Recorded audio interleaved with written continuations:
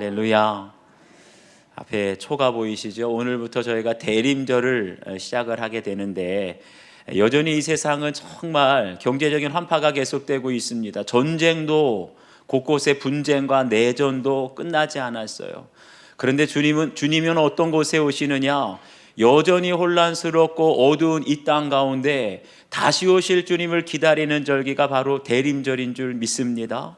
특별히 올해 성탄절을 준비하면서 성탄의 기쁨, 이웃과 함께 특별히 세 가지 키워드를 주셨어요. 한 가지는 기쁨이고, 한 가지는 나눔이고, 한 가지는 이웃이라는 키워드를 주셨어요. 우리가 지난주에 추수감사절을 보내면서 올해 다시 찾은 감사, 다시 찾은 은혜를 생각해 봤는데 참 많더라고요. 가만 성도들의 간증을 들어보니까 잃은 줄만 알았고 이제 끝인 줄만 알았어요. 다시 살아나고 회복될 기미가 안 보였는데 올해를 돌아보면서 잃어버린 줄 알았는데 다시 찾았고 끝인 줄만 알았는데 다시 시작하게 하신 하나님의 은혜, 그 은혜가 너무나 크고 풍성하더라고요. 그런데 우리는 이렇게 기쁨과 은혜와 사랑을 풍성히 받았는데 주위를 돌아보게 되면 여전히 힘든 이웃들, 여전히 신음 속에 살아가는 어려운 이웃들이 보입니다. 그래서 성탄절을 통해서 주님은 먼저 은혜와 사랑과 기쁨을 받게 된 너희들이 우리가 전하라는 거예요. 풍성히 나누는 성탄절이 되기를 축복합니다. 그래서 그럴 때 세상 사람들이 우리를 가리켜서 당신은 하나님이 세우신 지도자이십니다, 이런 칭찬을 듣게 될 줄 믿습니다. 먼 훗날 믿음의 다음 세대가 얻게 될 약속의 땅을 확정짓기 위해서 오늘 아브라함은 정말 충분한 대가를 치르면서 그 약속의 땅을 얻게 돼요. 과연 오늘 우리는 이 이웃들에게 이웃사랑을 실천하기 위해서 우리가 마땅히 치러야 할 충분한 대가가 무엇인지 오늘 말씀 아브라함의 소유로 확정된지라 제목으로 함께 은혜 나누겠습니다. 첫 번째는 불신자들에게 존경받는 삶을 살아야 합니다. 5절과 6절 말씀 함께 읽겠습니다. 시작. 헷 족속이 아브라함에게 대답하여 이르되 내 주여 들으소서. 당신은 우리 가운데 있는 하나님이 세우신 지도자이시니 우리 묘실 중에서 좋은 것을 택하여 당신의 죽은 자를 장사하소서. 우리 중에서 자기 묘실에 당신의 죽은 자 장사함을 금할 자 없으리이다.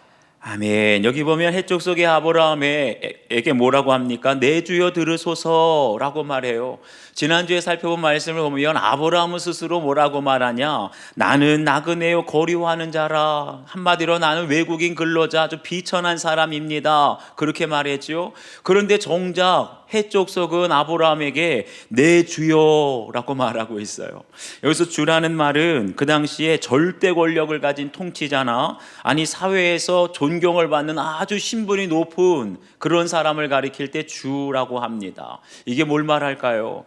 한마디로 아브라함이 그 땅의 백성인 헷 족속으로부터 마음으로부터 존경과 사랑을 받는 그런 사람이었다는 것을 보여줍니다. 근데 이게 다가 아니었어요. 여기 보면 당신은 우리 가운데 있는 하나님이 세우신 지도자이시니 라고 말하고 있어요. 그 당시 헷 족속은 하나님을 알지도 않고 믿지도 않는 우상을 숭배하는 이방인들이었어, 불신자들이었습니다. 그런데 그들의 입으로 당신은 하나님이 세우신 지도자라고 말해요. 여러분, 이게 어떻게 가능할까요?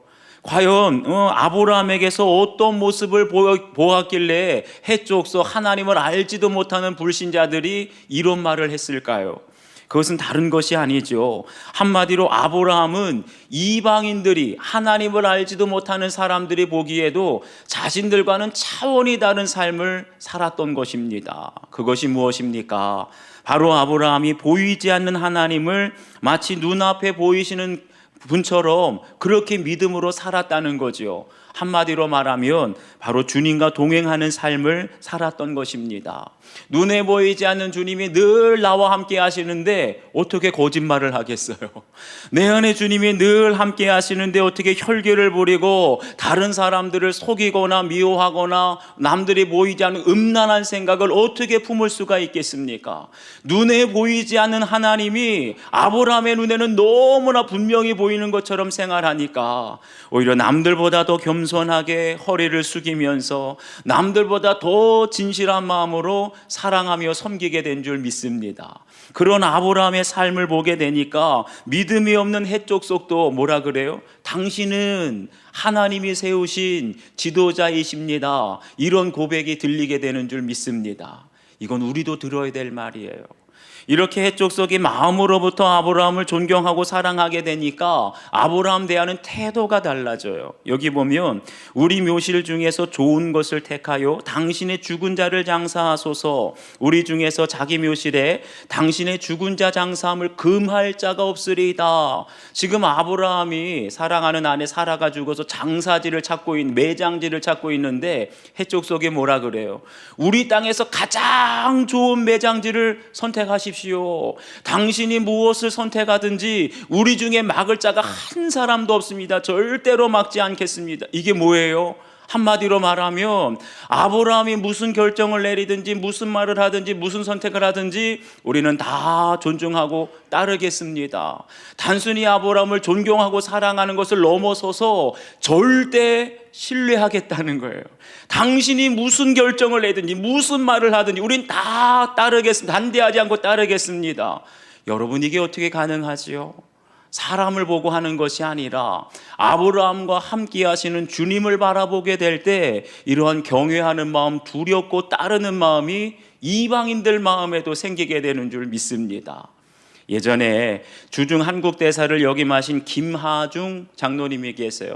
하나님의 대사라는 책을 쓰셨는데 그 책을 보면 정말 놀라운 일화들이 많이 나옵니다.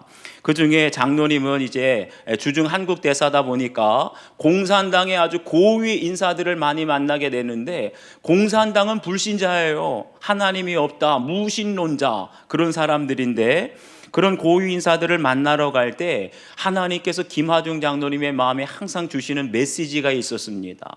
그러면 그 말씀들을 편지에 다 깨알같이 적어서 그 중국 공산당 고위 인사들을 만나서 대화를 끝나고 나서 그 편지를 건네줍니다. 꼭 나중에 읽어보시라고.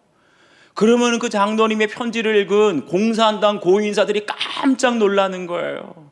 그 사람들 안에도 다 가정에 문제가 있지 않겠습니까? 자녀의 문제가 있고 부부의 문제가 있고 건강의 문제가 있고 앞으로 거취에 대해서 승진에 대해서 고민하고 있는데 편지를 딱 보는 순간 아니 어떻게 나와 우리 가정의 형편을 이렇게 정확하게 아실 수가 있습니까? 깜짝 놀라는 거예요.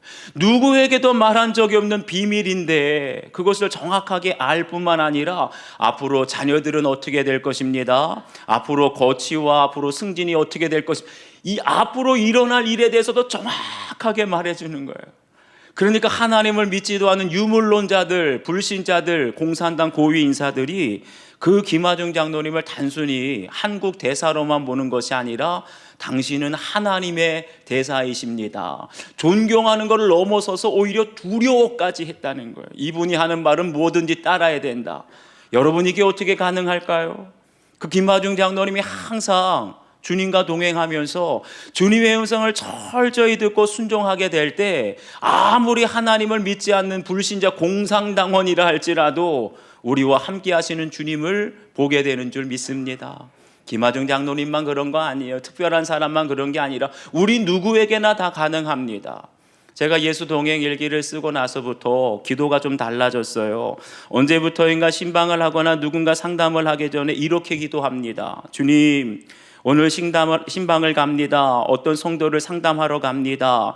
그 가정에 그 성도에게 이런 형편이 있는데 제가 무슨 말씀을 전해야 될까요? 제가 알지 못하는 것을 가르쳐 주시옵소서. 그렇게 되면 제 마음에 그 가정에 주시는 말씀이 떠오르게 해주세요. 심지어는 그 성도님을 향한 주님의 마음을 제 마음속에 전해주세요.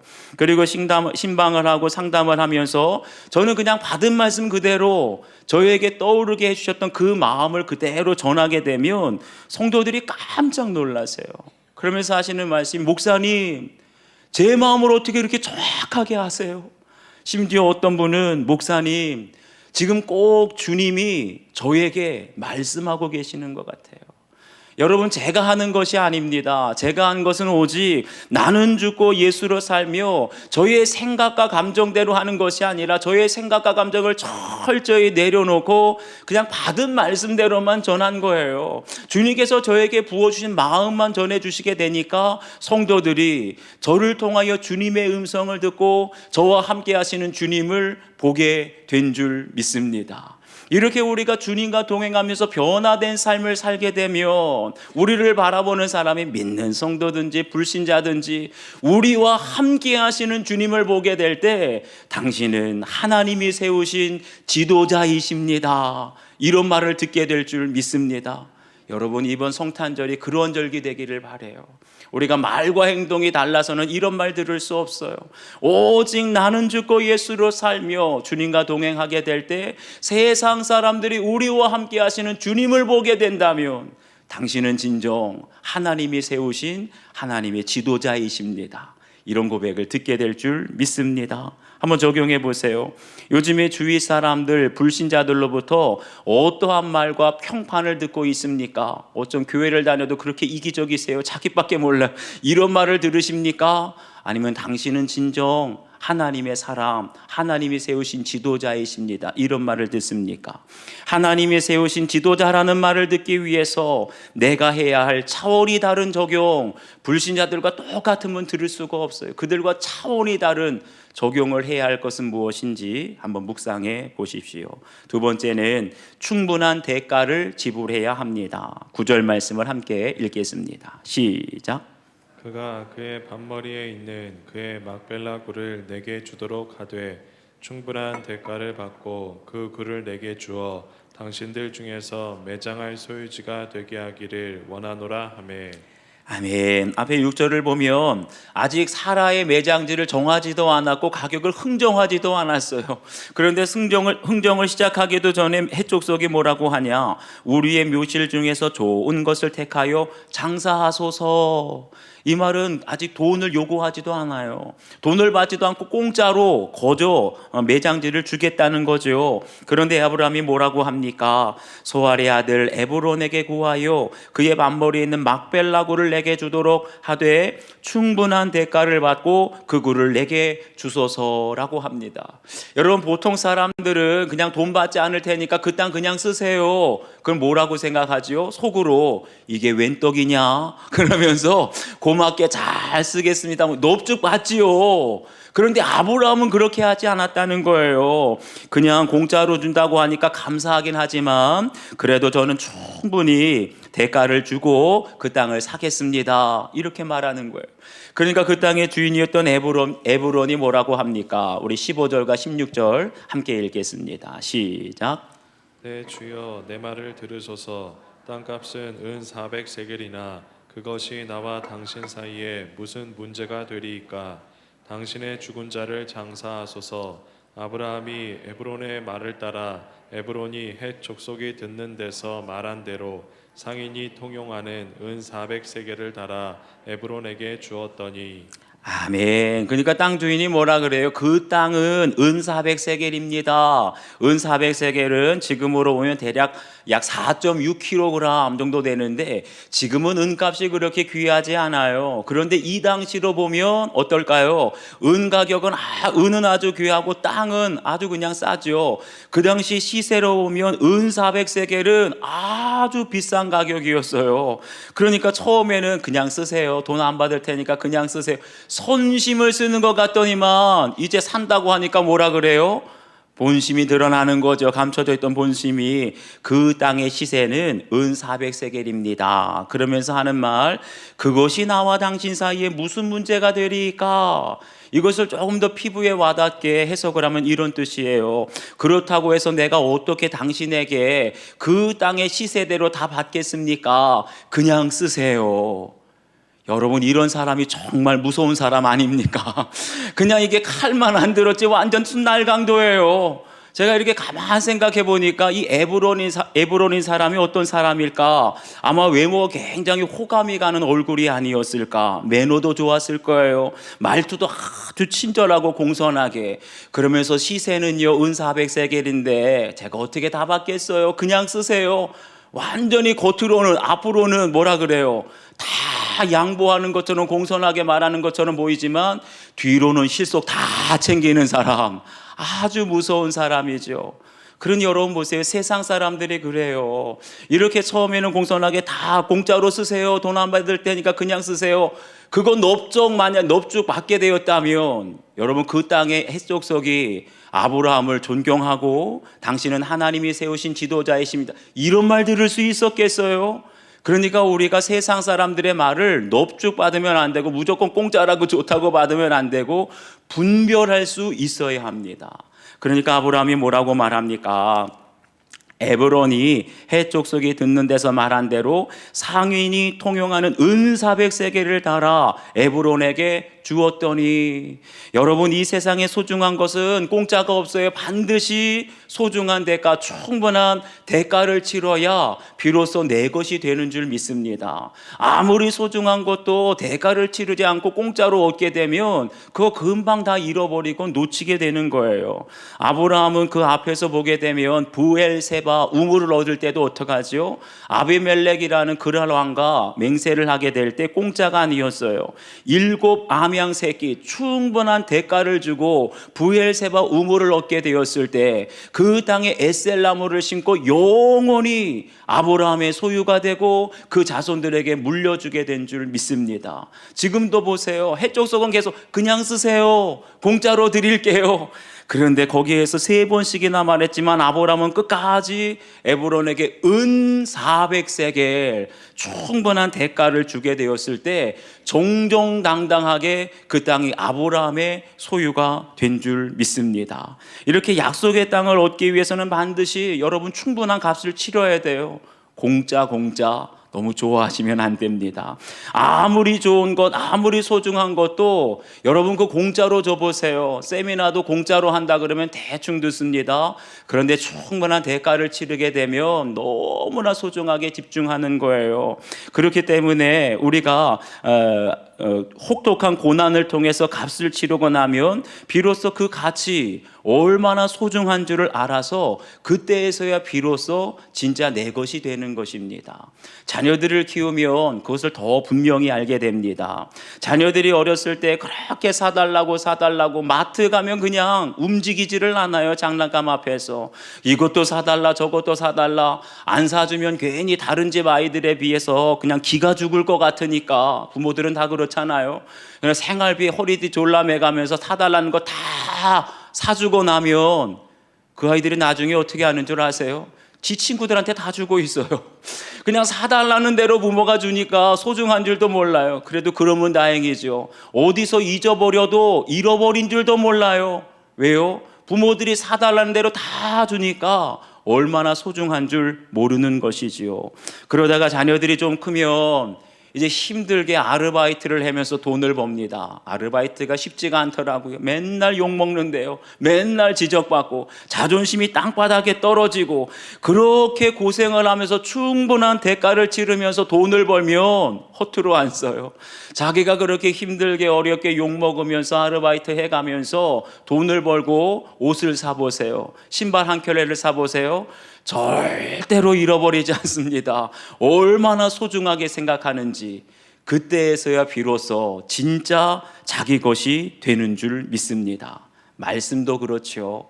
우리가 고난이 없으면 아무리 좋은 말씀을 들어도 그것이 내 말씀으로 들려지지가 않습니다. 한 귀로 들어왔다 다른 귀로 다 흘러가게 되면 아무리 시간이 지나도 내 안에 남아있는 말씀이 없어요. 왜요? 고난이 없으니까, 충분한 대가를 치르지 않았으니까.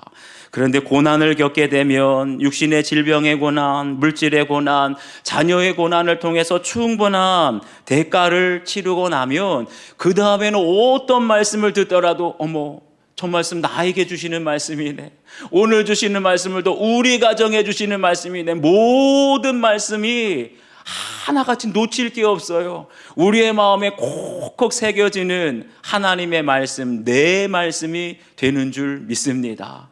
그러니까 사랑하는 여러분, 우리가 이번 성탄절을 보내면서도 어떻게 하면 이웃의 마음을 얻을 수가 있겠어요?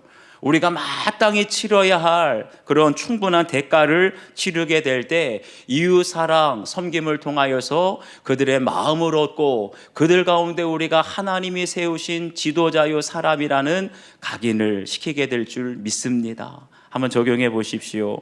가족의 구원을 위해서 내가 치러야 할 충분한 대가는 무엇입니까? 한 가지 더요. 이웃 사랑을 실천하기 위해서 이번 성탄절에 우리 교회가 마땅히 치러야 할 충분한 대가는 무엇인지 여러분 각자 한번 적용해 보십시오. 마지막 세 번째는 미래를 위해 반드시 확정되어야 합니다. 우리 17절과 18절 말씀 함께 읽겠습니다. 시작. 마브레아 막벨라에 있는 에그론의 밭 곧 그 밭과 거기에 속한 굴과 그 밭과 그 주위에 둘린 모든 나무가 성문에 들어온 모든 헷 족속이 보는 데서 아브라함의 소유로 확정된지라. 아멘. 여기 보니까 마므레아 막벨라에 있는 에그론의 밭, 곧 그 밭과 거기에 속한 굴과 그 밭과 그 주위에 둘린 모든 나무가 아브라함의 소유로 확정된지라. 지금 땅을 거래하고 있어요. 토지를 거래하고 있습니다. 그런데 이 계약에 에브론과 아브라함 두 사람만 한 것이 아니라 여기 보면 성문에 들어온 모든 헷족속이 보는 앞에서 성문에 들어왔다는 건 한마디로 그 성 안에 권세 있는 사람, 그 성 안에 유지들이 다 보는 앞에서 계약을 맺었다는 거죠. 이건 무슨 말입니까?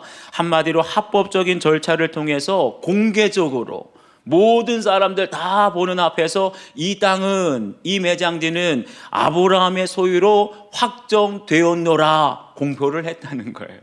그런데 보세요.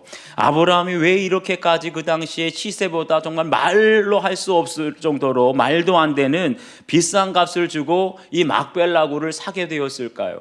아마 그 땅의 주인이었던 헤브론이라는 사람은 시세보다 처음에는 그냥 쓰세요 그러다가 그렇지만 시세는 400세겔입니다. 그랬는데 이게 훨씬 비싼 것이었거든요. 시세보다 비싼 값을 받았으니 아마 에브론이라는 사람은 기분이 좋았을 거예요. 입이 찢어졌을 겁니다. 그렇지만 에브론은 죽었다 깨나도 아브라함이 왜 시세보다 비싸게 이 땅을 샀을까? 막벨라굴을 샀을까? 이해할 수가 없었습니다. 여러분 생각해 보십시오. 왜 아브라함이 은 400세겔에 그 땅을 샀을까요? 아마도 아브라함은 은 400세겔이 중요한 게 아니에요. 500세겔을 달라고 해도 1000세겔을 달라고 해도 반드시 막벨라굴을 샀을 겁니다. 왜요? 그 땅이 가지고 있는 가치, 이것이 장래에 얼마나 중요한 땅이라는 것을 알았기 때문이에요. 성경을 보게 되면 밭에 감추인 보배를 찾은 사람은 아무리 시세보다 비싸게 달라고 해도 어떻게 하지요? 자기의 전 재산을 팔아서라도 400세겔 아니라 500세겔을 달라고 해도 그 밭을 사지요. 왜요? 보화가 감춰져 있으니까. 좋은 진주를 알아보는 사람만이 자기의 소유를 팔아서 그 진주를 사는 법입니다. 그렇다고 한다면 아브라함은 막벨라굴에서 과연 무엇을 보았기에 시세보다 훨씬 비싼 은 400세겔을 주고 그 땅을 샀을까요? 우리 19절 말씀 함께 읽겠습니다. 시작. 아브라함이 그 아내 사라를 가나안 땅 마브레아 막벨라 밭굴에 장사하였더라. 마브레는 곧 헤브론이라. 아멘. 막벨라굴을 산 이유는 사라가 죽어서 사라의 매장지로 그 땅을 샀습니다. 그런데 보세요. 중요한 건 그게 아니에요. 지금은 사라만 묻혀 있지만 나중에는 거기에 누가 묻히게 되느냐? 아브라함이 죽고 막벨라굴에 묻힙니다. 그리고 아브라함의 아들 이삭, 이삭의 아들 야곱까지 3대가 다 막벨라굴에 묻히게 되는 거예요. 아브라함과 이삭과 야곱은 믿음의 조상이요 믿음의 족장들입니다. 그들이 3대가 다 막벨라굴에 묻히게 되면서 그 이후로 이 막벨라굴에 있는 헤브론 땅이 이스라엘 자손들에게 성지가 된 거예요. 우리 할아버지가 여기 묻혀 있다. 우리 증조 할아버지가 여기 묻혀 있고 우리 고조 할아버지가 우리 조상들이 다 여기에 묻혀 있어. 그러니까 이스라엘 자손들이 다 헤브론 땅 막벨라굴에 모이게 되지요. 그러니까 아브라함은 이 묘지 막벨라굴을 사면서부터 하나님의 약속의 땅인 가나안 땅에 한 발을 들여놓게 된 거죠. 지금까지 수십 년 동안 살아도 가나안 땅에 단 한 평도 아브라함의 땅이 없었어요. 그런데 이 막벨라굴을 삼으로 말미암아 비로소 그 땅 가나안 땅을 차지하게 된 거예요. 한마디로 막벨라굴은 가나안 땅 전체를 차지하기 위한 일종의 교두보가 된 것이지요.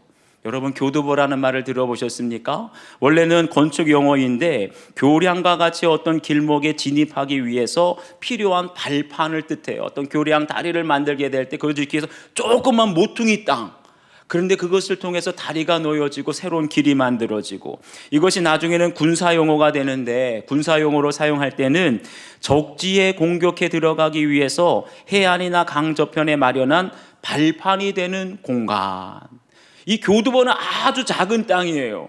그런데 이것을 확보하게 되면 거기서부터 점점점 적지를 넓혀나가지고 결국 적들의 땅을 다 점령하게 되는 곳, 그것이 바로 교두보, 그것이 바로 막벨라 굴이었다는 거예요. 그러니까 아브라함이 산 막벨라 굴은 비록 지극히 작은 땅이었지만 그 땅을 아브라함의 소유로 확정하는 순간 비로소 그때로부터 하나님의 약속이 성취되기 시작하는 줄 믿습니다. 아브라함아, 내 눈을 들어 동서남북을 바라보아라. 그 땅, 내가 바라보는 땅을 너와 네 자손에게 영원히 주리라. 그게 언제 이루어져요? 막벨라 굴을 삼으로 말미암아.